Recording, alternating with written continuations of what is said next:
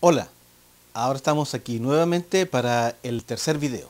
Haciendo un resumen rápido de los videos anteriores, el primero fue introductorio, que lo dividí en dos en YouTube, pero en Facebook, en Vimeo lo puedes ver de uno, ¿verdad? De una sola vez.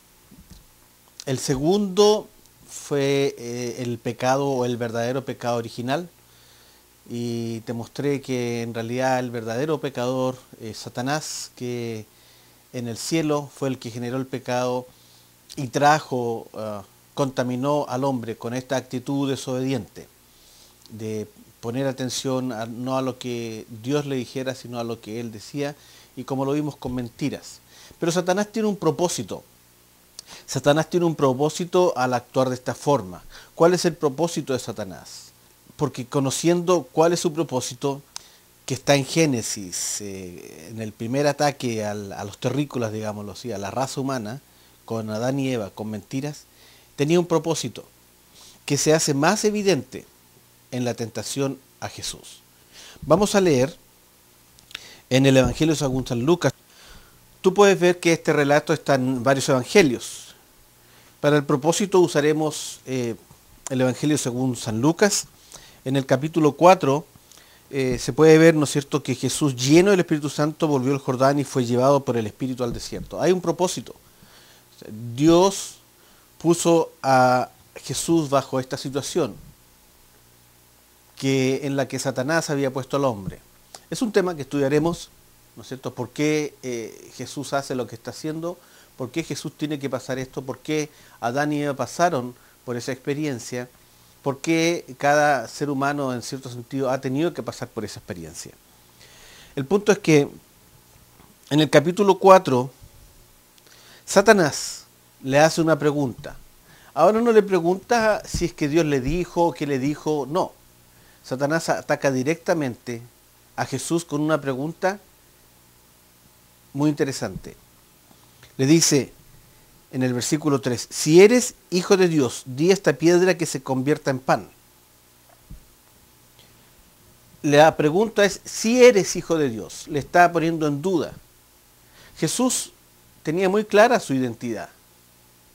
No sé en qué momento de su infancia él empezó a entender, pero ya cuando tenía 12 años se puede leer que cuando se extravió de sus padres y estos le hallaron volviendo, ¿no es cierto?, después de 2 días perdido en una peregrinaje que hacen a Jerusalén, le hallan, Jesús está hablándoles con los fariseos y le dice a sus padres, me es necesario estar en los negocios de mi Padre, refiriéndose a su Padre Celestial.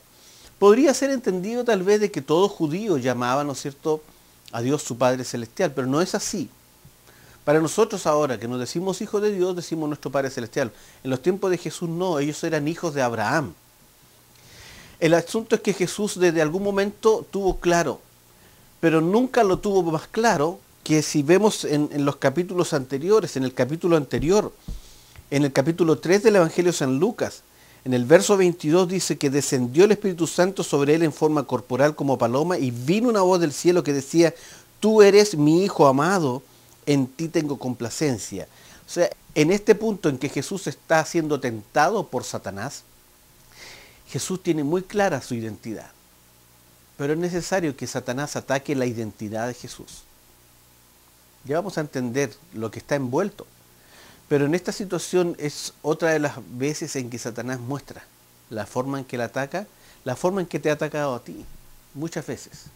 La forma en que nos ha engañado por miles de años, trastocando, trastornando, robando nuestra identidad y dándonos una falsa, por supuesto. El ser humano necesita una identidad.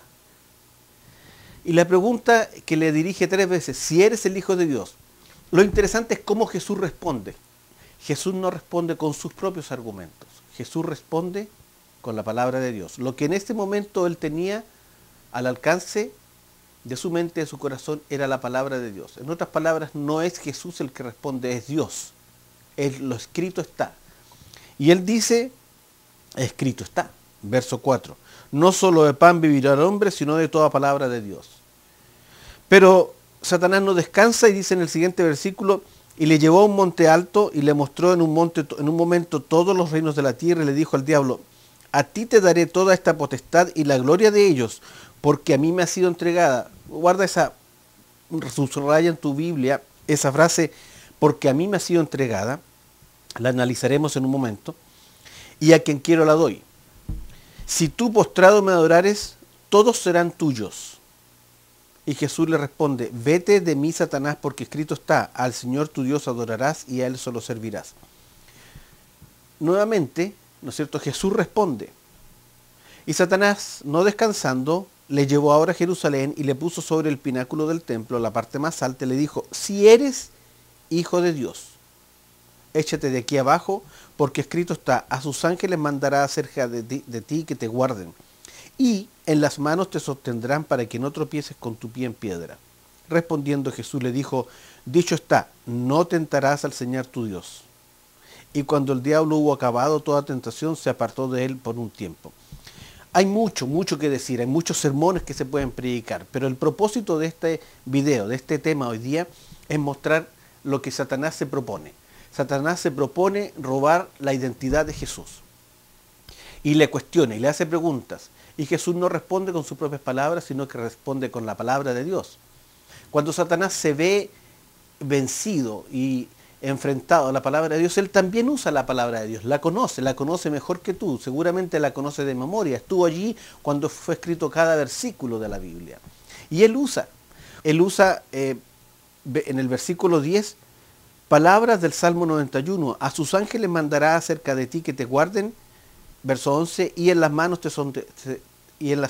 te sostendrán.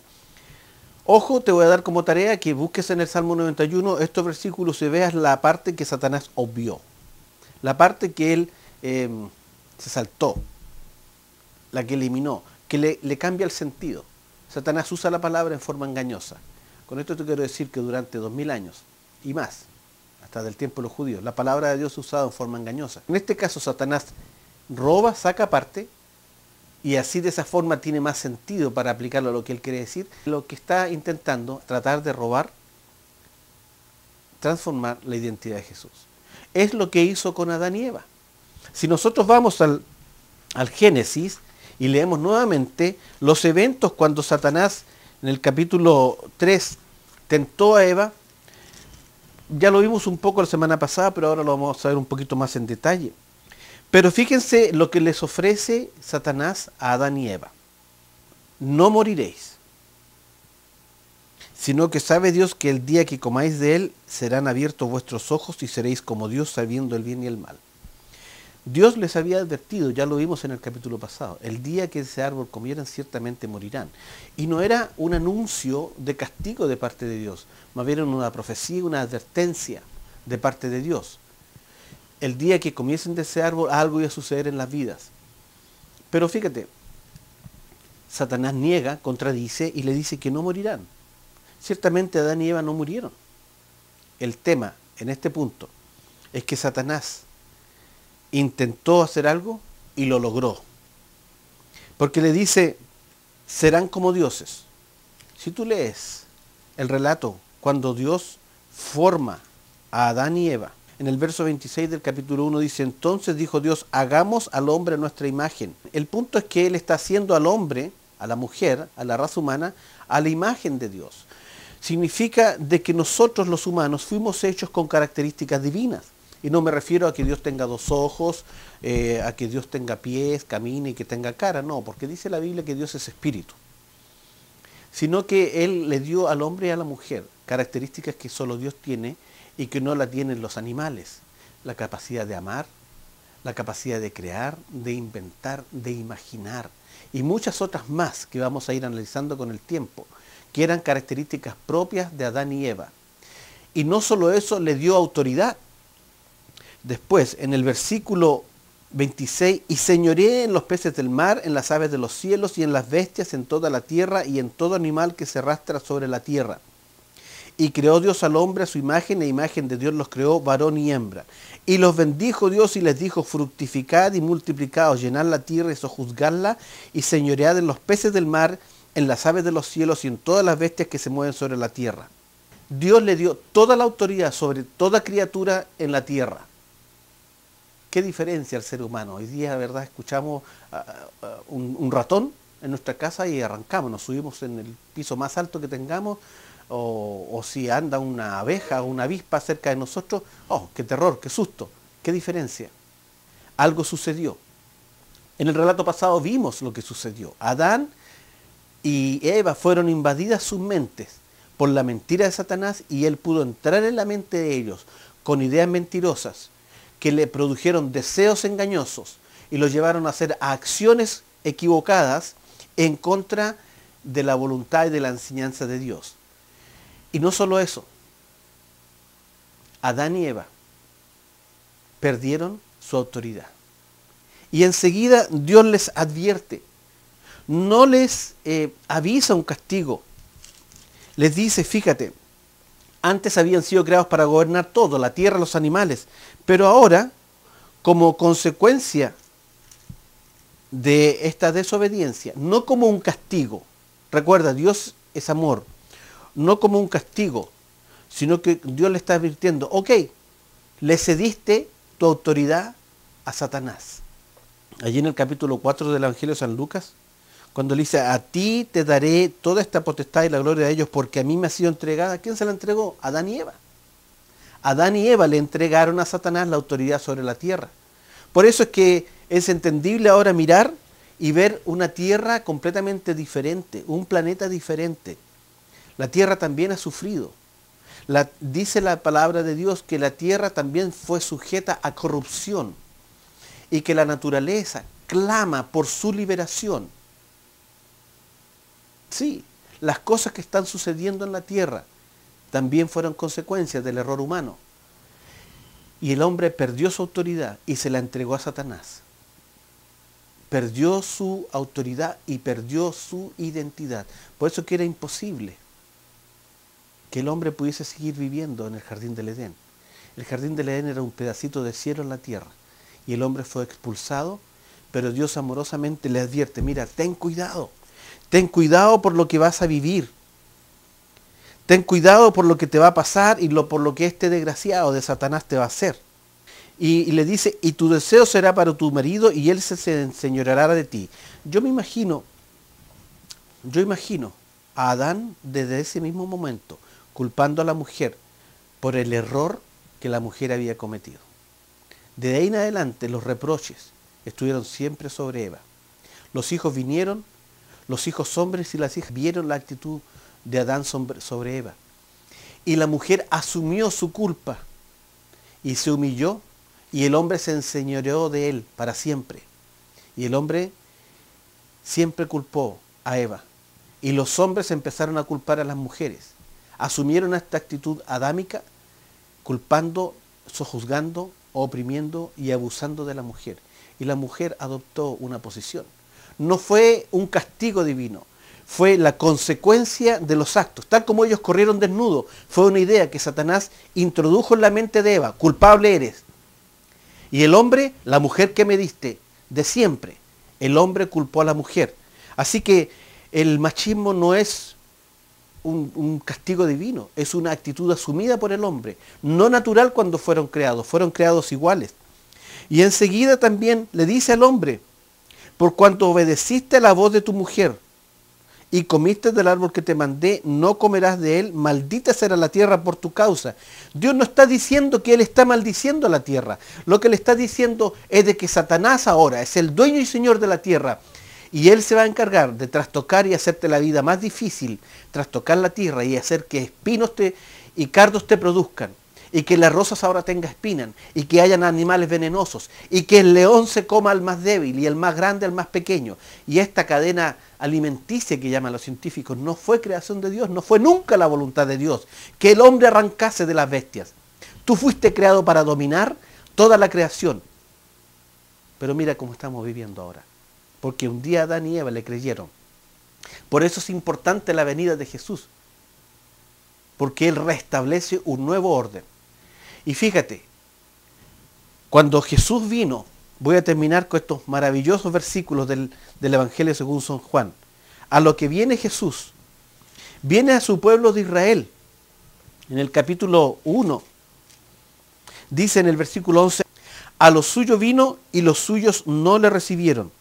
Mas a todos los que le recibieron, a los que creen en tiempo presente, en su nombre les dio potestad de ser hechos hijos de Dios. Y fíjate, aquí viene lo más maravilloso. Los cuales no son engendrados de sangre, ni de voluntad de carne, ni de voluntad de varón, sino de Dios. Si tú crees en esto, tú puedes entender que tu naturaleza es diferente y tienes una identidad verdadera, la identidad de un hijo de Dios. ¿Te imaginas cuánto poder y autoridad tiene un hijo de Dios? Yo ahora, para terminar, voy a orar nuevamente, pidiendo a Dios nuevamente, al Espíritu de Dios, que mora en ti, que se manifieste. Si tú lo quieres, dice allí también el Evangelio, que Dios quiere darle su Santo Espíritu a todo el que lo pida. Él está más deseoso de darte su Santo Espíritu para que more en ti y viva en ti, se manifieste en ti con poder, recreando esta identidad con la que fuiste creado originalmente. En el corazón, en la mente de Dios fuiste creado para gobernar el universo, con una identidad de hijo de Dios, no de esclavo. Hijo de Dios. Y yo ahora clamo al Señor y pido a Dios que su Santo Espíritu se manifieste.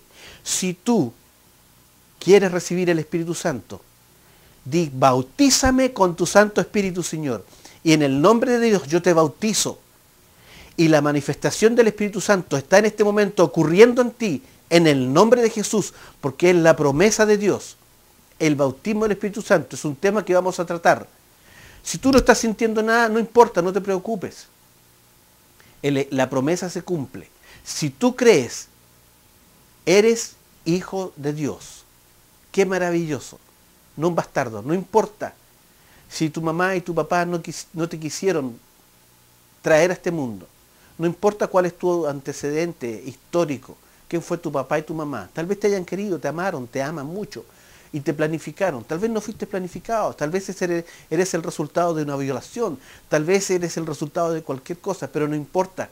Dios te amó en el vientre de tu madre antes de que tú fueras creado.